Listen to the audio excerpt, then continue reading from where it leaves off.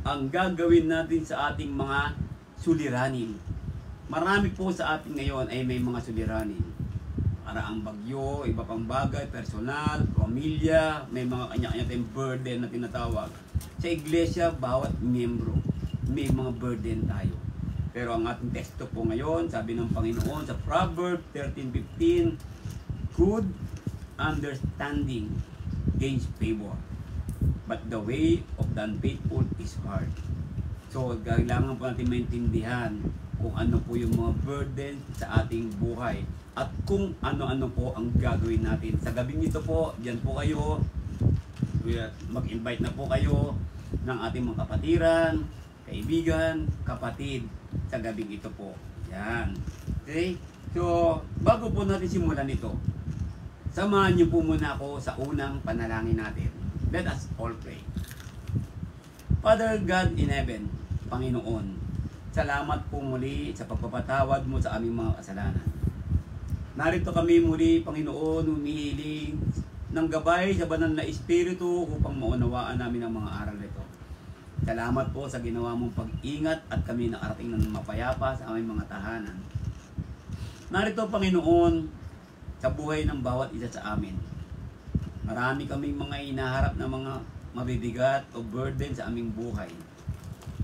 Ngunit dahil sa iyong pangako, ang mga burden na ito ay gumagaan at dahil sa aming pagmamahalan, magkakapatid, kami po ay nagkakatulong-tulong. Sa gabing ito, Panginoon Diyos, na binigay mo sa aming buhay, kami po ay bigyan mo ng pangunawa. Bigyan mo ng tamang pangunawa sa iyong mga kautusan, sa iyong mga salita, sa gabing ito. Upang ang pag-aaral namin, ito po ay may pamuhay namin araw-araw. Upang maging kaaya-aya kami, katanggap-tanggap kami sa paglingkod namin sa iyo. Marami pong salamat. Basbasan mo po ang makikinig, manonood po ng lesson na ito. Sa lahat ng kapatiran, sa anumang dako. Thank you so much, God, for this wisdom, knowledge that you will bestow upon each one of us. We are so grateful for our life. Thank you, Father, for our Lord and Savior Jesus. In His mighty name we pray. Amen. Okay po, magandang gabi muli sa inyo mga kapatid. Andiyan po ay sa inyong mga tahanan. Ano po, at tayo po ay pagod sa pag-aatrabaho natin, sa mission work, sa trabaho sa kumpanya, pag-aaral. Ito po, bigyan naman natin ng panahon, ng pansin sa gabi ito ang pag-aaral nito. Burdens come in many forms. Alam natin na pag-aaral natin ng kasalanan ay nakakasira ng ating pagkatao, sa ating kaluluwa, ng ating buhay. Napag-aralan na rin natin na ang kasalanan ang isang nagiging sanhi kuminsan ng burden sa buhay natin. Sa gabing ito, ano ba ang dapat natin gawin sa burden na ito? Yan, tingnan natin. So, burdens come in many forms. Iba't iba po ang ating mga burden sa bawat buhay natin. We have different kind of burdens in our life. There are light burdens, heavy burden, ang tinatawag natin. There are some personal burden. Here, yung guilt, yung kasalanan. Consequences ng kasalanan. Kuminsan ito ay nagiging sanidong burden. Yan po isang bagay. Napag-aralan natin ng mga nakaraang panahon yan. From our own sin at sa ibang kasalanan ng iba. Nadadamay tayo sa kasalanan ng iba. Kaya kuminsan nagkakaroon tayo ng burden sa kasalanan ng ibang tao. Disappointment, frustration. So we have studied about that already. No, napag-aralan din natin kung ano nating harapin ng mga disappointment sa buhay natin, frustration sa buhay natin. Kung natatandaan niyo po, no po, kung di po ninyo matandaan, i-search po ninyo sa ating pong page po na Churches of Christ in Marikina. Makikita po ninyo doon ang lesson na yan, tupod yan. Temptation, anxiety, doubt. So, kung titignan natin, itong mga bagay na ito, kuminsan nagiging burden natin, nagkakaroon tayo ng burden o suliranin sa buhay. Dito po, titignan natin, from living in a fallen world. Sa pamumuhay natin sa mundong ito, pag-ibang mundo, pasirang mundo, sira ng mundo, crooked world. In this crooked world, there are so many burdens that sometimes affected our life and sometimes affected our service to God. Na-apektuhan po ng mga bagay na ganyan. So, kung titignan po natin, po, may sa trabaho, sa sakit, kamatayan, kalungkutan sa mundong ito. Yan po. Ito po, discouragement, worry, then minsan din po merong burden from living right. Yung bang burden sa nagsisikap kang maging matuwid. May mga burden din po dyan. Tinatawag natin. Yung duty, yung fatigue natin, hardship natin. Ito po, like for example, if you are in a mission work, katulad natin. Ito po, nandyan din po yung bigat ng pagod na ako, yung bigat ng hirap, kung paano tulungan ng mga kapatiran, mga ganyang bagay, o paano encourage ang kapatiran, diyan. So ngayon po, basahin po natin sa Galatians chapter 6 verse 1 and 2. Mga kapatid, kung ang sino man ay masumpungan sa anumang pagsuway, kayong mga sa Espiritu ay inyong papanumbalikin ang gayon sa Espiritu ng kahilingan, na iyong pagwariin ang iyong sarili. Baka ikaw naman ay matukso. Magdalahan kayo ng mga pasanin sa isa't isa, at tuparin ninyong gayon ang kautusan ni Kristo. Sa wikang English yung verse 2, sabi doon, share your burden with one another. By this, you fulfill the law of Christ. Doon. But kung titignan natin, in verse 1, Paul is telling to the people of Christian in Galatia, sabi niya doon, mga kapatid, may kapatid tayo na kuminsan manghihina sa pananampalataya, may kapatid tayo kuminsan nakagawa ng mga kamalian. So nandito ang bawat isa. We need to encourage one another, to uplift one another. So, kung ikaw po ay nanghihina sa pananampalataya, kailangan natin i-share sa mga kapatid natin ito. At kung tayo naman po ay malakas naman at tayo ay try ma-encourage sila ibalik sa pananampalataya, mag-ingat din po tayo. Baka din tayo daw po ay matukso sa mga ganung bagay. Anong sinasabi ni Pablo? Sometimes there are time na you're going to encourage yung kapatid na gumagawa ng kasalanan. Mag-ingat, maging matatag, magdasal. Baka kasi ikaw ang matukso, ikaw ang mahila nila. Yun po sinasabi dito. So kaya po ang burden nagsisimula po sa bawat isa tao o bawat isang kaluluwa, bawat isa atin. Ano ba ibig sabihin ng bear? Ano po? Magdalahan, sabi doon. Magtulungan. So, kaya ang ibig sabihin po niyan, to support, sustain, help, hold up. So yun po ang kailangan ng magkakapatid sa pananampalataya. Kaya binanggit kanina ni Pablo, kapatid. So tayo po magkakapatid, kailangan po magdalahan tayo eh. Magdalahan tayo ng mga problema sa suliranin ng bawat isa. Ano po? Hindi naman po nangangahulugan na susus at ko yung may tinatawag din, kukonsintihin natin yung ginagawang mali. Nandiyan po yung magtutulungan tayo sa abot ng ating makakaya. Prayer is one way to support. One way to sustain and hold up yung mga kapatid natin. Yung muli natin sila itataas. So yun pong ibig sabihin ng bear. Magdalahan tayo. Yun po. Kasi kuminsan ng isang kapatid na nanghihina, meron dinadalang problema yan eh. Na hindi niya sinasabi. So let us continue to edify one another. By this, we will know what kind of burden meron siya. So sa iglesia po, magkakamustahan tayo. Kaya sabi niya, magdalahan kayo eh. Magtulungan tayo eh. Ano po? Yung mga sinasabi ng Panginoon dito sa atin lahat. Tingnan niyo po ang sinabi dito. Yan. Ang burden po, isa nasabi dito is temptations, trials, hardship, weaknesses, at iba-iba pa na binabanggit doon. Sabi nga doon, hardship which is regarded as particularly burdensome and exhausting. Yung bang talagang paghihirap mo talagang nakakapagod na eh. Kaya may mga sumusuko eh. Sa bigat ng kanilang dinadalang problema. Tapusin ko na ito, ayaw ka na mabuhay, yung binabanggit na gano'n. Sinasabi, nakakapagod na. Totoo po nakakapagod ang burden. Kaya nga po ang sinasabi sa atin ng Biblia kanina ay magdalahan kayo. Dito po, babasahin ko po sa inyo ang Galatians chapter 5 verse 13 to 14. Sa wikang Tagalog po natin basahin para po maunawaan natin lahat ng mga bagay na ito. Dito po, Galatians chapter 5 verse 13 and 14.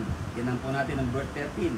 Sa wikang Tagalog po, sapagkat kayo, mga kapatid, ay tinawag sa kalayaan. Huwag lamang gamitin ang inyong kalayaan, tinan niyo po mabuti, upang magbigay kadahilanan sa laman, kundi sa pamamagitan ng pag-ibig at maglingkuran kayo.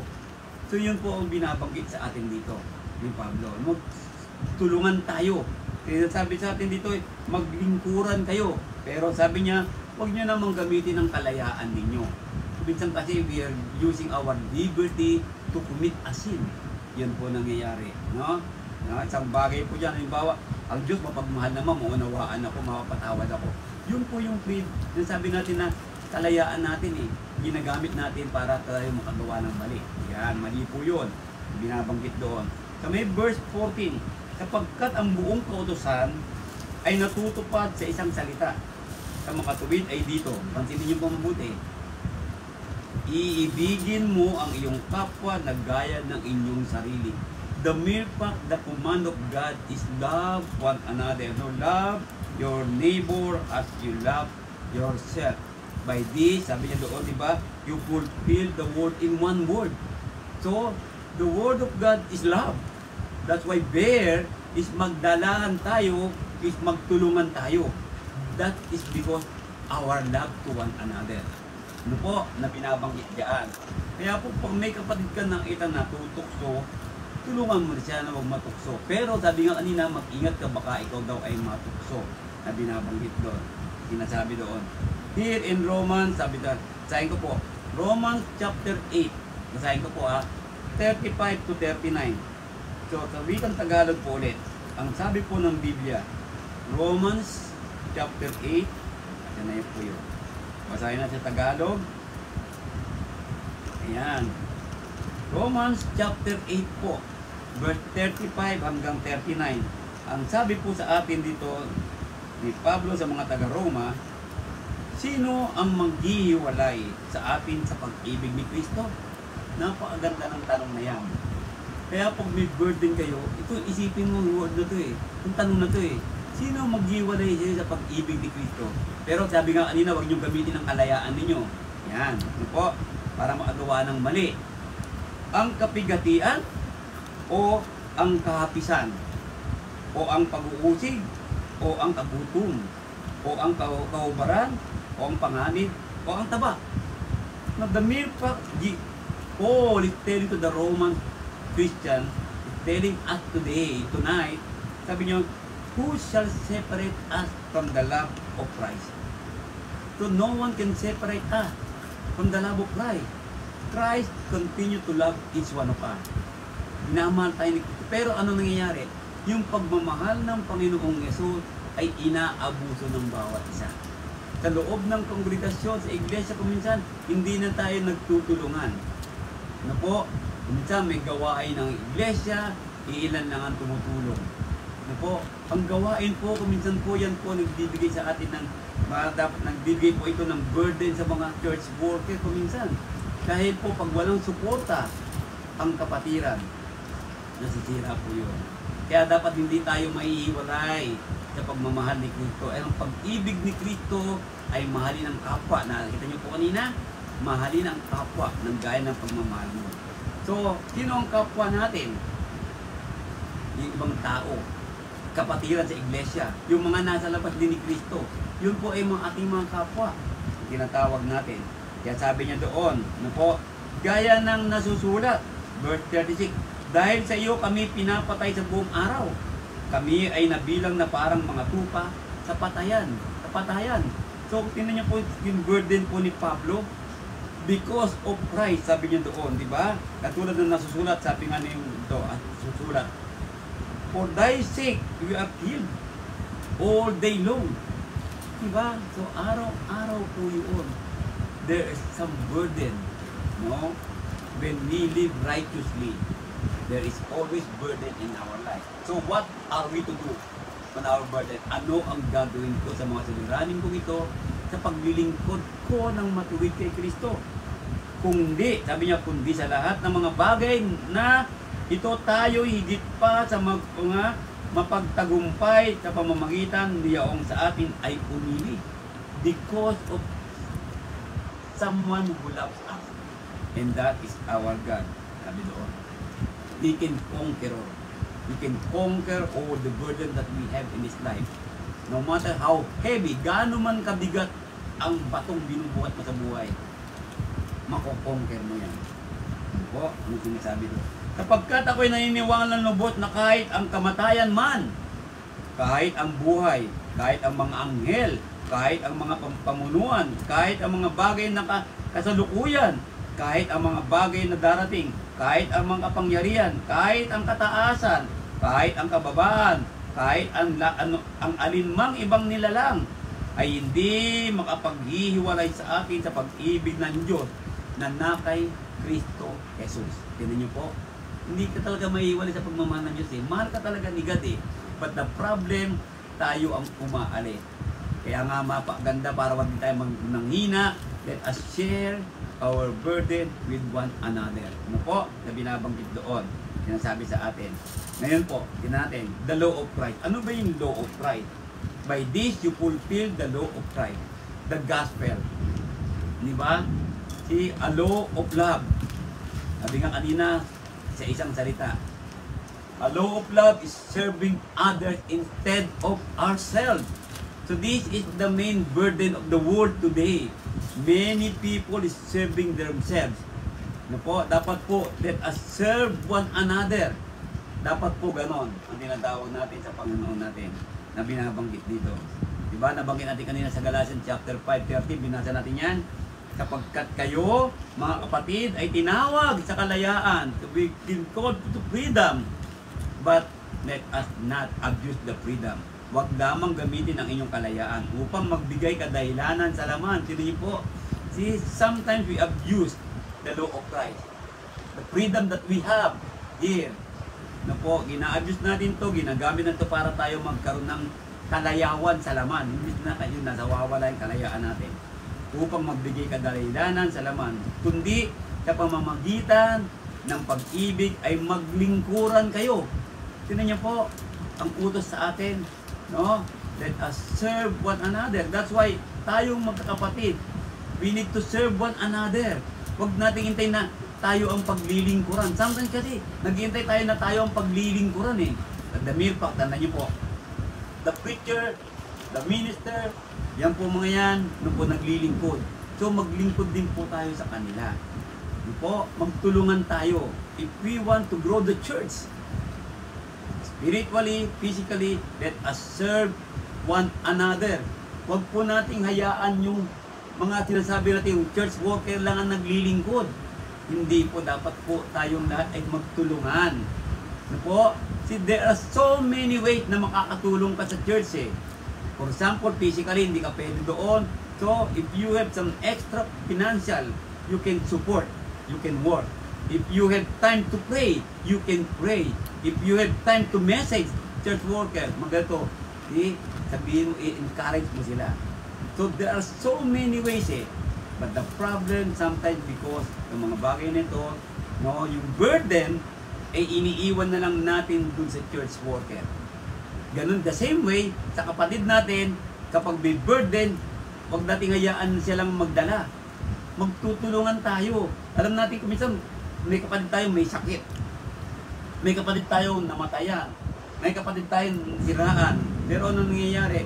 Kung minsan, parang hindi tayo atulong sa kanila. Ano po? Dapat hindi po ganun. Dapat every time, we are ready to help. Why? Because of love. The law of Christ is love. And that is the gospel. Diba? Tingnan niyo po. Di ba sabi doon sa 2 Thessalonians? Those who are, nabigyan nyo, hindi na nagsusunod sa Ebanghelyo ni Cristo, ay parurusahan. Those who do not believe in God, and those who do not obey the gospel. Tingnan niyo po. Yan. Ano po? Ano sinasabi? Ngayon, John 13:34. Ang sabi, isang bagong utos ang sa inyo ibinibigay ko. See, a new command. Jesus Christ given to each one of us. Kayo'y mga ibigan sa isa't isa. Kaya po, ang Kristiyano po, magkakaroon talaga tayo ng magiging pagkakaisa. Kung kung marunong tayong magmahalan sa bawat isa. Mag-a-avoid natin ang mga division, ma-avoid natin yung pagkampi-kampi, ma-avoid natin yung mga, lalo-lalo na yung mga nanghihina sa pananampalataya, lalo-lalo aalis sa pananampalataya, no? Hindi ka na magtatampo kasi mahal mo eh, ang kapatid. Kapag ang preacher na nagsalita ng ganito, nasaktan ka, hindi ka magtatampo. Why? Because of love. Ang utos ng Panginoon, magmahalan kayo eh. Mag-ibigan naman kayo sa isa't isa.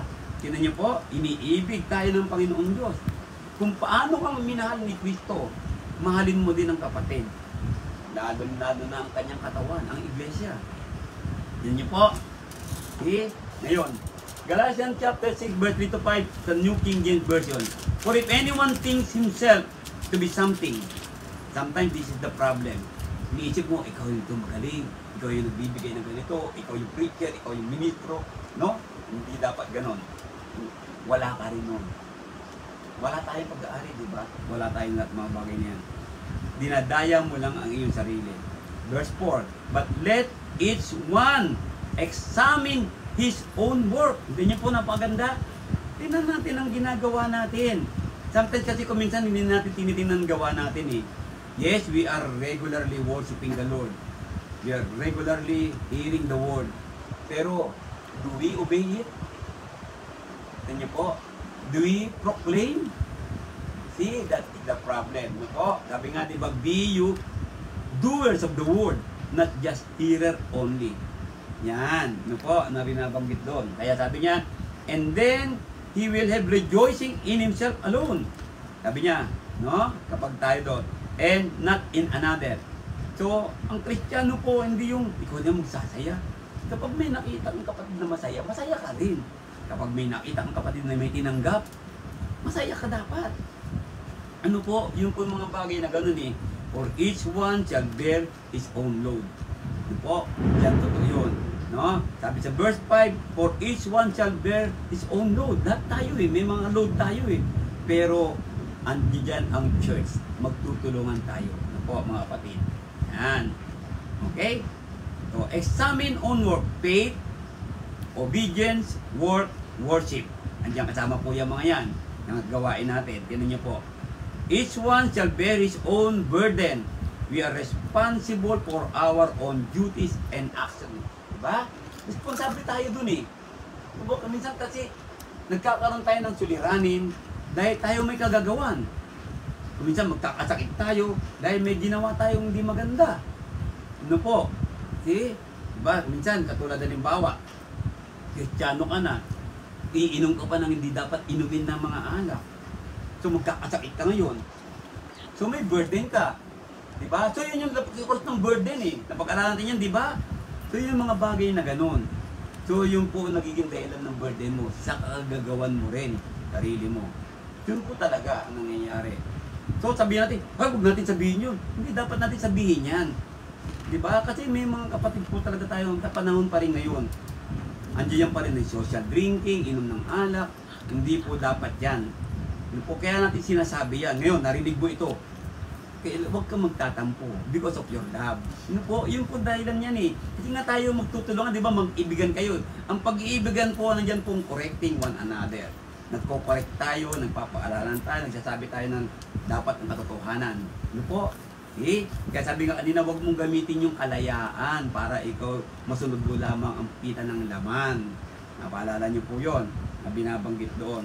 We have so many duties in this world for God. So, we can love everybody. Kailangan natin yun eh. Ano po?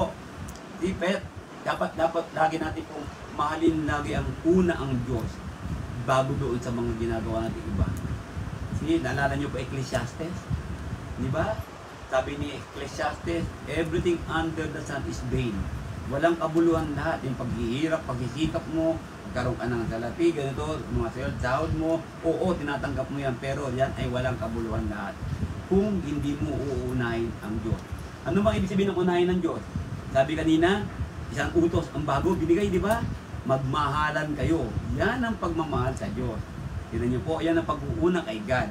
Magmahalan kayo at mahalin ang ating kapwa-tao. So 1 Peter, give God, or bigay mo kay God ang burdens mo. So po, ibigay mo kay God dito, and then share your burden sa mga kapatid mo na nakikita mo na makakaunawa sa'yo. At tayo naman na, kunyari, sinare sa'yo, burden, unawain mo. Mga ganong bagay, magtutulungan tayo. Hindi yung sisisihin mo yung kapatid ganito, hindi po ganoon. Po, kaya sabi ni Pedro, 1 Peter chapter 5:7, kaya't kayo'y mga pakababa sa ilalim ng makapangyarihang kamay ng Diyos. Ano ibig sabihin nun? Magpakababa tayo, mag-humble tayo, magkaroon tayo ng humility upang kayo'y kanyang itaas sa kapanahunan na inyong ilagak sa kanya ang lahat ng inyong kabalisahan. Ano po, ang sinasabi doon? Sapagkat kayo'y pinagmamalasakit niya. Ang sabi ng Panginoon, cast all your burdens upon Him. Cast all your care upon Him. For He cares for you. So there is God. Di ba? So, kapag may problema ka ngayong kapatid sa gabing ito, nakakala mo nag-iisa ka, no, hindi ka nag-iisa. May katulong ka eh. Ano po? Lagi kang may kasama ang Panginoon Diyos. Ngunit, huwag kang lalayo sa pagmamahal ng Diyos. Patuloy mong sundin ang ebanghelyo sa buhay mo. O, yan po yung sinasabi diyan. Kasi po, kapag ikaw ay umalis sa Panginoon Diyos, bibigat lalo ang problema mo. Lalong lalaki ang problema mo. Akala mo lang umuunlad ka. Hindi mo alam. Umalis ka sa iglesia ng Panginoong Hesus, sa Church of Christ, umalis ka. Diba? Iniwan mo ito, hindi mo lang alam. Magdudulot dyan ng burden sa buhay mo. Nasa loob ng iglesia ang kapayapaan, sabi ng Panginoon, kaginawaan. Nandun lahat ang blessing eh. All spiritual blessings are in Christ. And where is Christ? In Christ, sabi niya, nasa loob ni Kristo. Tignan niyo po, di ba? Ang sabi niya doon, tignan niyo po, seek you first the kingdom of God, and all these things shall be added unto you. Nandoon yun eh, unahin mo lang ang kaharian ng Diyos. Kaya sabi niya, casting all your care upon Him, for He cares for you. Not a promise that God will fix all trouble. May mga problema tayo na immediate kagad, gagawin, i-fix ni God. No. Kailangan din natin kuminsan na makita ito eh. Para tayo maging matatag. Katulad sinabi ni Pedro, no po, pananampalataya natin, eh, parang dinadaan tayo sa apoy upang masubok tayo maging tunay na ginto. Yun po yung sinasabi doon. No po, problem natin na kuminsan, ang tingin natin kay God, Lord, gawin mo naman itong problema ko, solve mo naman. Eh wala naman tayong ginagawa. Diba? How will our God fix your problem and troubles if you are not with Him? Tignan niyo po, hindi po mapipix ni God ang problema mo. Ito po, hindi po mapipix ni God ang problema mo, ang mga troubles mo sa buhay, kung ikaw ay wala sa Kanya. Kaya nga po, nandun tayo kay Kristo eh. No? Kung gusto mong mapix ang problema mo ngayon, kung gusto mong maayos ang mga troubles mo sa buhay, dapat nandun ka kay Kristo. Pagkat only Jesus will care for you if you are in Christ. Kung ikaw ay na kay Kristo. Ngayon, paano ngayon ang mag-fix ng Diyos ang problema? Pag hindi na-fix ni God ang problema mo, bibigat ng bibigat yan. Kaya nga utos niya kanina, diba? Sa loob ng iglesia, inside, in Christ, let us share our burdens with one another. Let us help one another. Let us support one another. Let us help up one another. Let us edify one another. Yun po nasa loob eh. Ngayon, paano mangyayari yun? Umalis ka. Paano malalaman ng kapatid na ikaw ay may problema ngayon? Wala ka. Hindi ka nakikita. Hindi ba? Hindi ka nakikisalamuha. You don't have fellowship with the church. So, paano ngayon? Even God, hindi mapipix ang problema mo. Although, God can fix any kind of problem that we have in this life. Pero paano niya pipix niya? Wala ka sa Kanya. Hindi ka nga sumusunod. See? That's the problem. We can give burden. We can give our burden to God.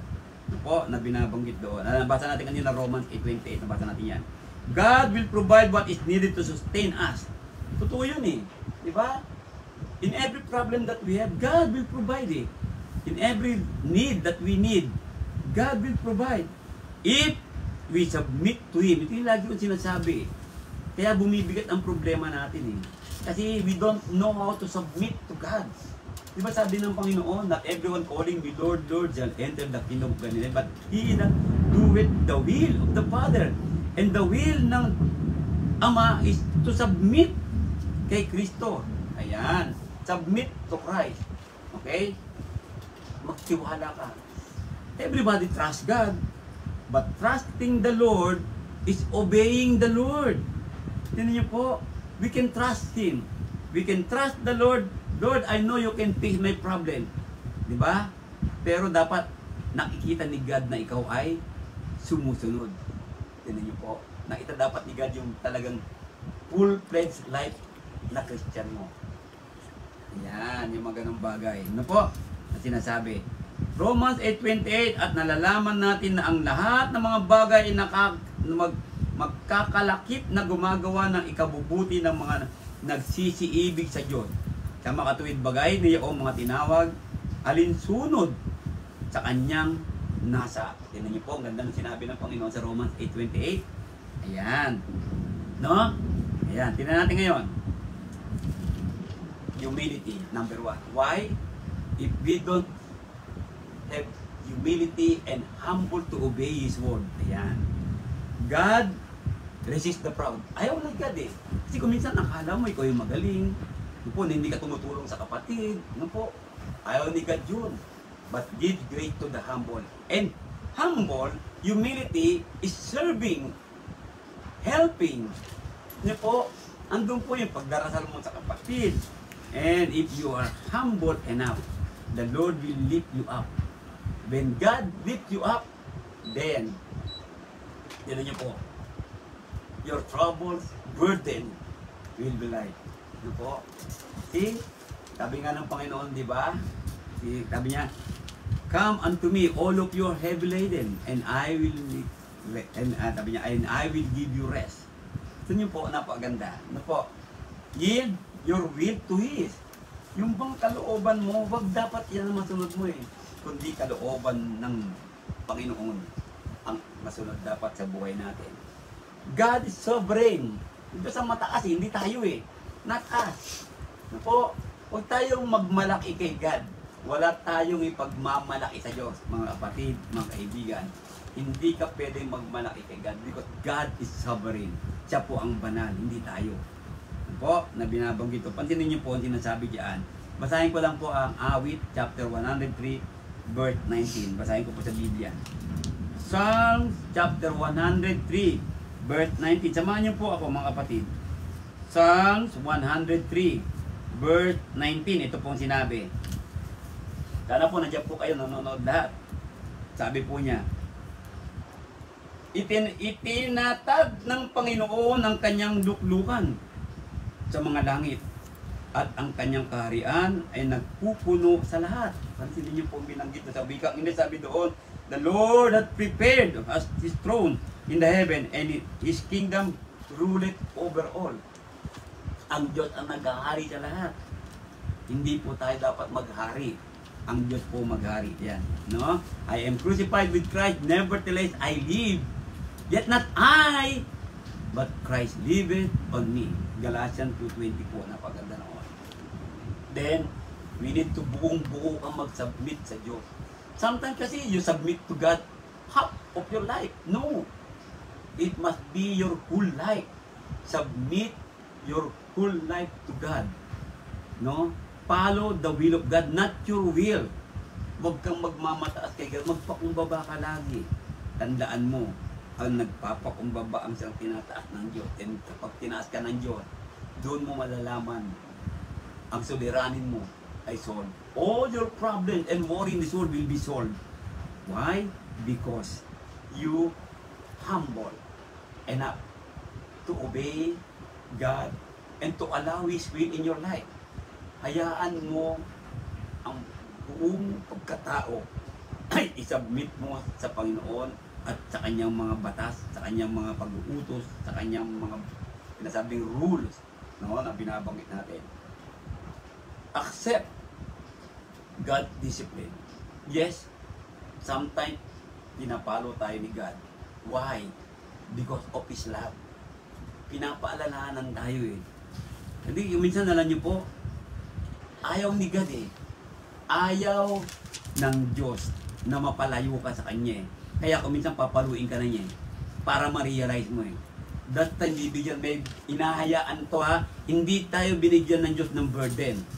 Hindi. Kundi hinahayaan ng Diyos na magkaroon ka ng burden. Yung mabigat na burden. Para ma-realize mo, nandiyan siya eh. Yun po yung pagpapalo eh. Babalik ako sa iglesia. I will return to the body of Christ. Look what happened to the prodigal son. Hinayaan ng ama na siya ay maghirap para yung burden niya bumigat to realize that yung kanyang ama ay naghihintay. That is discipline of God. Yun po ang pagdisiplina sa atin. Ano po? Hindi rin tayo binibigyan ng sakit ng Diyos. Hindi rin hinahayaan ng Diyos tayo mapabaling sa kamunduhan. Ano po? Hindi hinahayaan ng Diyos na ito kasi ko eh. Ano po? Ito yung nararamdaman ko eh. No, lalaki ako pero babae ako eh. Babae ako pero lalaki ako eh. Hindi po ganoon. Mali po yun lahat. Hindi po gawa ng Diyos yan. Tayo may gawa niyan eh. Kaya kung minsan papaluin tayo ng God. Diba? Yung binabanggit doon. Tanggapin mong pagpalo ang disiplina ng Diyos. Why? Kapagkat ang kanyang hindi dinidisiplina ay hindi po niya anak. Ikaw ay labas, anak sa labas. At hindi ka anak ng Diyos. Tandaan niyo, walang anak sa labas ang Diyos. Ang anak ng Diyos ay nasa loob ng katawan ng kanyang anak, si Kristo sa iglesia. Yung mga nasa labas, yan po ang tinatawag na mga anak sa labas. Hindi anak ng Diyos yan ha, sa labas po. Ikaw ay nilalang ng Diyos pero nasa labas ka. Full pursuit of God's purpose. Ano pong ibig sabihin nito po? Dapat po buong buhay mo, yung goal mo. Di ba sabi ni Pedro, heaven is reserved for you. And that is our goal. That is our purpose in living in this world. That is our purpose in serving God. That is our purpose in sharing our burden with one another.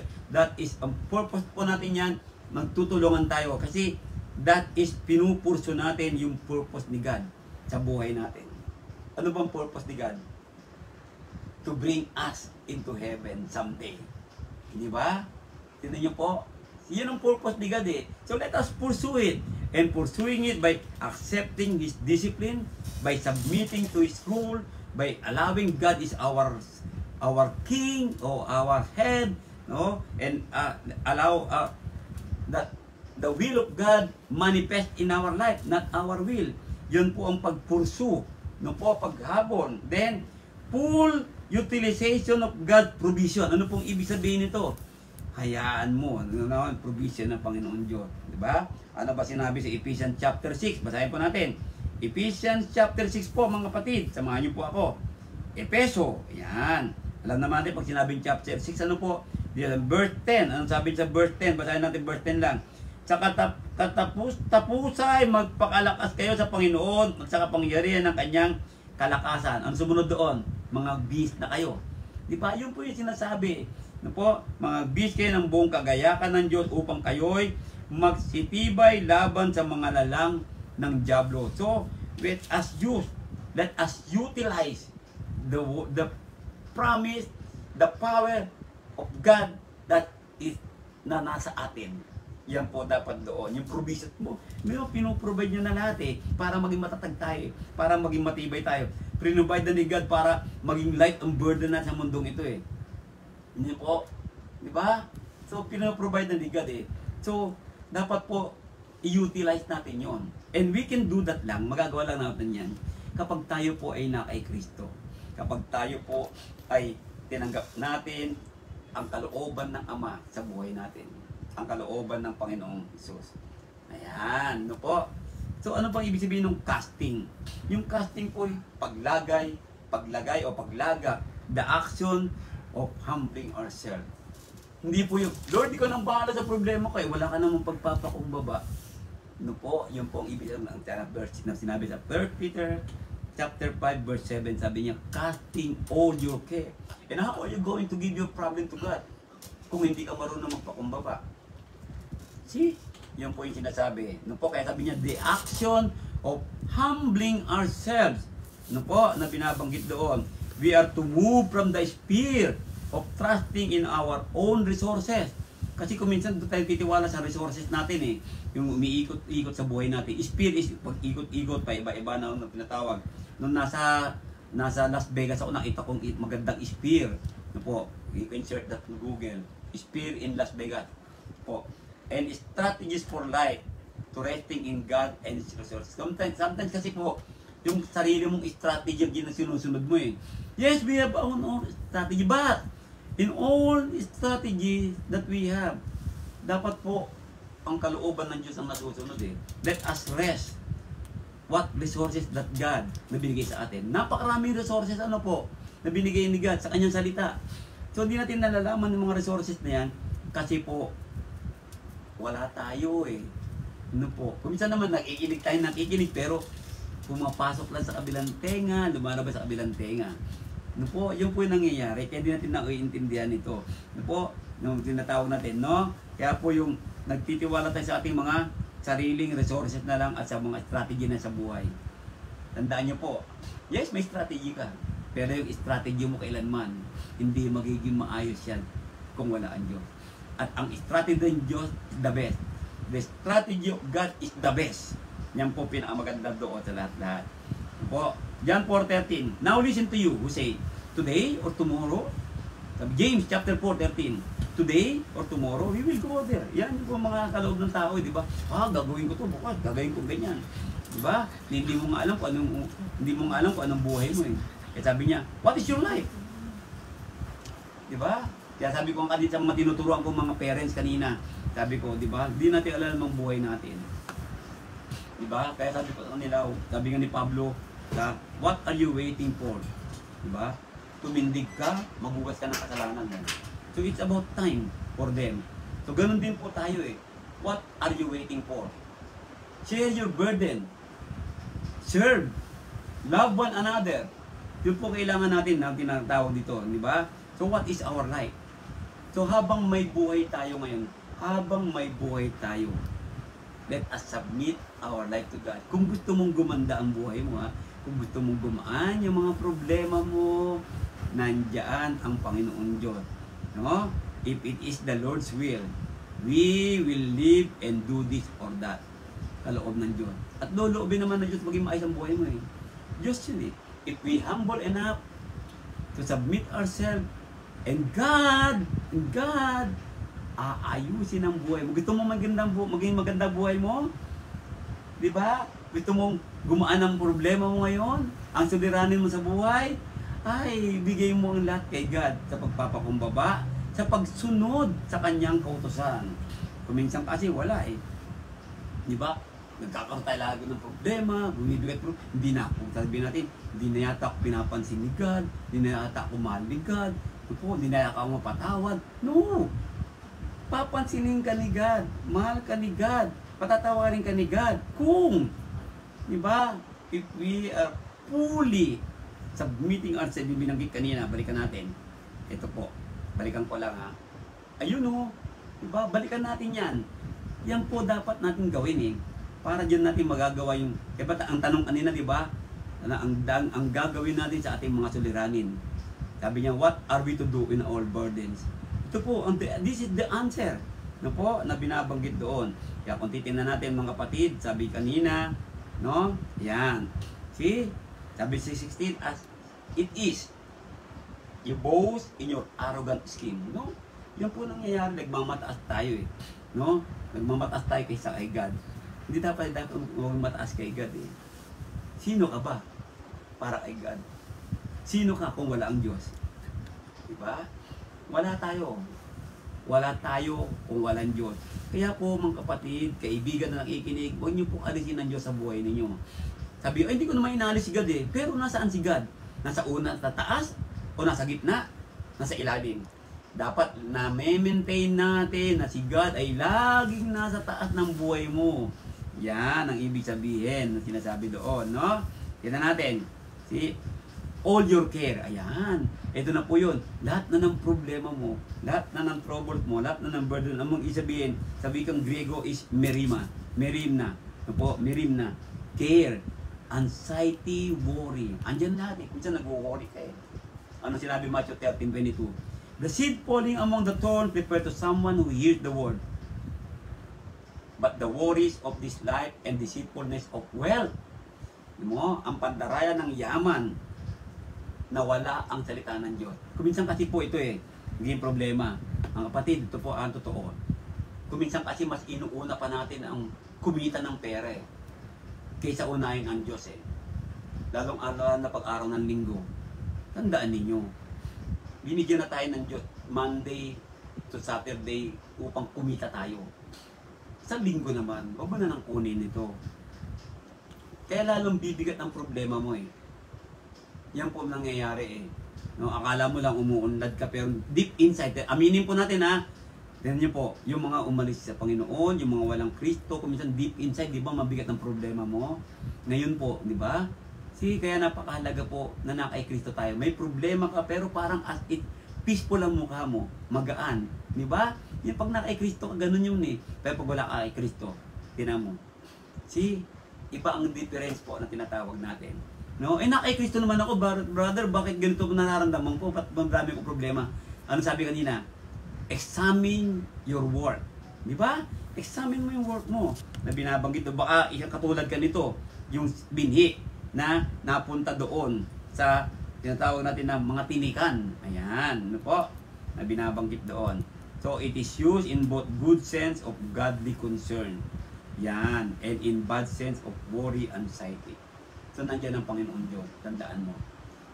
Kapatid, kaibigan, kung may problema ka ngayon, cast all your care to God. Pero, sabi niya, humble yourself. Tanggapin mo muna si God. Magbagong buhay tayo. Doon tayo manatili tayo sa iglesia. Okay, maalis. Kaya mga wala naman sa iglesia, ay akayin natin sila. Magtulungan, di ba sabi, serve one another. Help one another. So yung po mga bagay na ganon. Napakaganda po ng sinasabi. Yan. Yung sinasabing mirin, the emphasis not on casting its individual care, but on casting the whole of one's life on the Lord. Minsan kasi problema nga lang ang binibigay mo kay God. Hindi.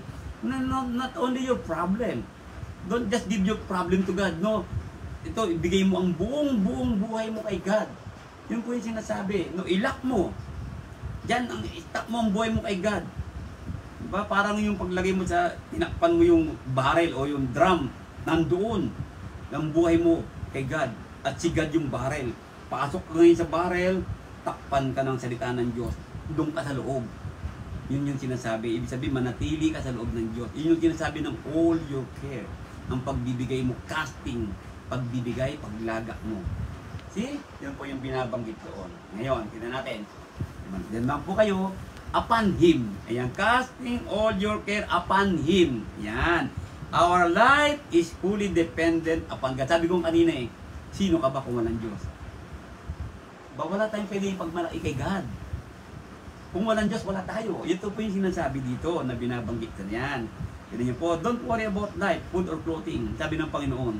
Huwag kang mag-alala. Diba? Consider the lilies of the valley. Consider the fowls of the air. Sabi ng Panginoon Diyos. Mas mahalaga ka pa ba dyan? Mahalaga ka kay God Pero pahalagahan mo naman si God. Mga kapatid, mahalaga ka sa Diyos. And your burden will be light through Jesus Christ our Lord. But let us always submit our life, our whole life to God. Mahal ka ni God. Tandaan mo yan. Hindi ka niya pababayaan. Pagtiwala, pag-put God first, yan yung binabang. Okay, balikan natin. Yan. Huwag ka na mag-alala. Trust God. Magtiwala ka lang. Put God first. Lagi ko sinasabi sa inyo po. Diba? Let us depend on God. In this life, we need to depend on God. Not yourself, not to others. Not on your wealth, not on your riches. But only depend to God. By submitting yourself. Bibigay mo ng buong buhay mo sa Panginoon Diyos. Yan po yung maganda rin ang sinasabi. Sabi niya, for He cares for you. Yan, ang maganda nito. John 3:16, di ba? For God so loved the world. That is caring. Yung binabang Romans chapter 5, 8, 10. Nabalata natin yan. Kung titinan niyo po. No? He died for us while we are still sin. Napaganda noon. God is infinitely more capable of caring for us than we are for ourselves. Kaya nga po, sabi ko kanina hayaan mo lang si God. He is capable of everything. Whatever burden, capable po talaga siya dyan. o Cape Golden, sabi nila. Anong pronunciation na yan?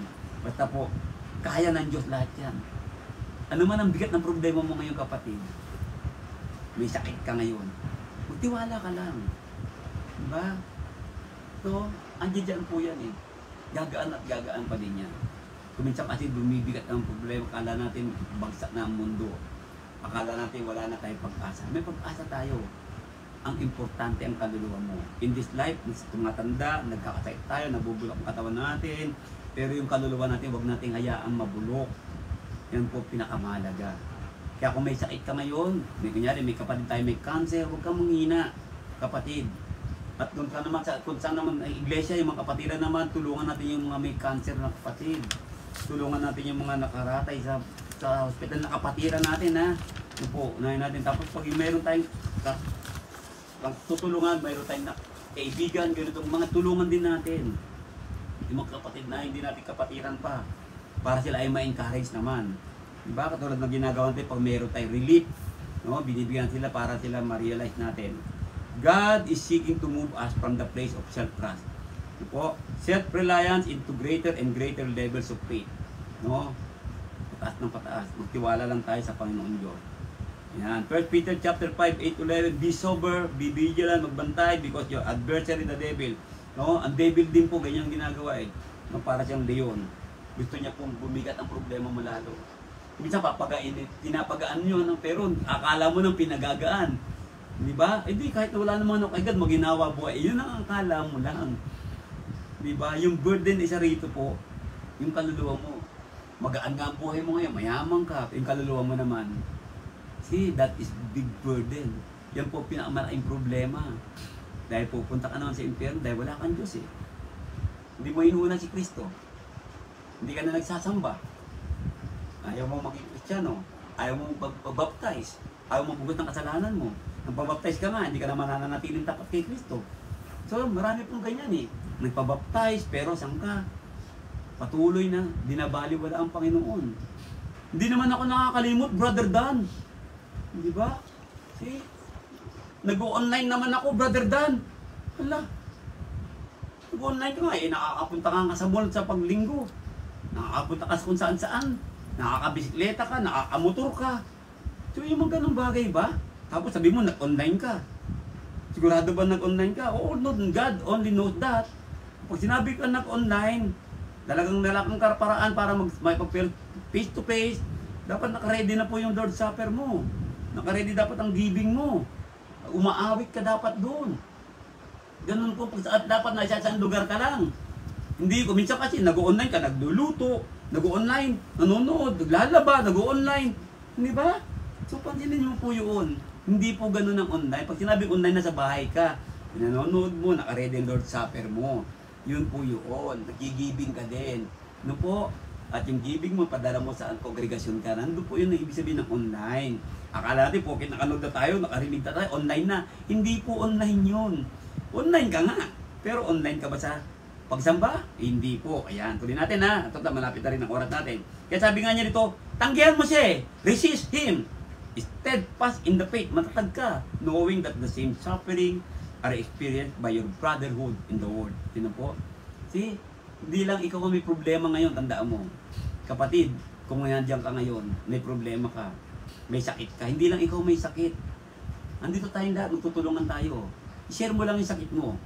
Brad, may problema ako, magtutulungan tayo eh. Yung tunay talaga ha. No po, magtutulungan tayo eh. Yung po mga bagay. Minsan kasi po may mga tao na lalapit sa atin, hingi ng tulong, pero hindi naman totoo. Diba? Nangyari po sa amin yan eh. Brad, bigyan mo ko ng ganito, binili namin, hindi naman pinuntahan. Yung pala gusto niya yung pera. See? No, yun po mga bagay na ganyan. No, po, marami pong ganun na mga hindi kapatiran. Pero sa kapatiran, wala naman po tayong ganyan. But may the God of all grace who called us to His eternal glory. Pangmamagitan ni Kristo. After you have suffered a while. See, ito yung maganda eh. May suffering tayo, pero sandali lang naman yan eh. Temporary lang po yan. Perfect, established, strengthened, and settled you. To Him be the glory and the dominion forever and ever. Amen. Ayan. Po, na maganda doon. Sinasabi niya. Kaya po, ano ang gagawin natin sa problema? Come to me, all of you who are heavy laden, and I will give you rest. Look at the Christ. Doon nga sabi ni Kristo ha, kunin mo ang pamatok ko. Take my yoke sa iyo at matuto ka sa akin. Pagkat ako ay may naon, mapagkumbaba sa puso at masusumpungan mo ang kapahingan sa iyong kaluluwa. Kasi niya binanggit ha, sa iyong kaluluwa. Kaya sabi ko kanina, di ba? Yung kaluluwa eh. Yan ang importante sa Panginoon Diyos eh. Yung kaluluwa natin. Why? Kasi temporary lang 'tong katawan natin eh. Di ba? Yung kaluluwa eh. No po. Ang sinabi ng kaluluwa ngayon, kung saan yung buong mong pagkatao. No? Papagangayin ng Diyos yan eh. Dapat na maglingkod ka lagi. Be faithful in serving the Lord by loving one another. No po, yung helping one another, maging tapat ka lang dyan. Mga kapatid, tinan niyo po, magiging magaan lahat sa iyo eh. May problema ka, magiging magaan kayo. Tandaan mo, hindi lang ikaw may problema, hindi lang ikaw may suliranin, pero ang ito maganda sa Kristiyano. Kung ikaw ay Kristiyano na kay Kristo ka, ito yung maganda eh. Gumagaan ang problema natin. Kaysa sa mga lumabas, umalis, at hindi pa Kristiyano. Mas mabigat ang kanilang mga suliranin. Ano po, sa Panginoon, sabi ng Panginoon, whatever you ask in my name, it shall be given unto you. Yun po, yung mga nasa Panginoon Diyos. Dahil sabi niya, ang gumagawa ng kasalanan, tumatalikod ang Diyos. Tama? At hindi niya dinidinig ang panalangin mo. Doon mo nararamdaman bumibigat ang problema, di ba kapatid? Di ba? Nararamdaman mo yan? Ang bigat ng problema ko, bakit? Sabi kanina, examine yourself. Examine mo yung sarili mo. Baka may ginagawa kang kasalanan. Pero kung may na-realize may kasalanan ka, mahal ka ni God. Bumalik ka lang. Kung na-realize may mali ako, may kasalanan ako, umingi ka ng tawad. Bumalik ka kay God. Mag-serve ka. Mahalin ng kapwa-tao. Mahalin ng kapatiran. Lalo na, di ba? Do good unto, sabi niya, unto all men, especially sa mga kapatiran. Gawin mo mabuti. Nakita mo kapatid na nakatanggap, masaya ka. Nakita mo kapatid na umiyak, makaiyak ka. Nakita mo kapatid na matayan, makairamay ka. Nakita mo kapatid na masaya, makaisaya ka. Yun po yung sinasabi doon. Nakita mo kapatid na may gawain sa iglesia, ay tutulong ako. Kapatid, pasensya ka na, magdarasal na lang ako para sa inyo. Di ba? Hindi naman kasi pagtulong sa pera lang, hindi po. Maraming paraan ng pagtulong. Ano po, tandaan niyo po yun. Pero kung kaya mo naman magbigay ng salapi, makatulong, mas maganda nga po para marami tayong matulungan. Ganda po ano, yan. Okay? So, sa gabing ito po, sakto, maraming salamat sa inyong panonood na po pag-join sa atin sa gabing ito. Ano yan? Sabi nga niya, no, casting all your care upon Him, for He cares for you. Napaganda po ang sinasabi doon. No po, ilan ba nanonood sa atin ngayon? Gabing ito. No po, ay, nalagay ko na lakas ko yung akin. Yan. So, kung titinan po natin, no, mga kapatid. So, Churches of Christ in Marikina, visit us, no, sa gabing ito. No po. Sa gabing ito, inaanyayahan kayo ng Panginoon Diyos. Cast all your care. Alam natin, ibig sabihin ng casting, ha? Yung all your care at yung upon Him. At alam natin ang main, ibig sabihin ng He cares for you. Ayan. No po, kaya sa gabing ito, mga kapatid, maraming salamat sa inyo.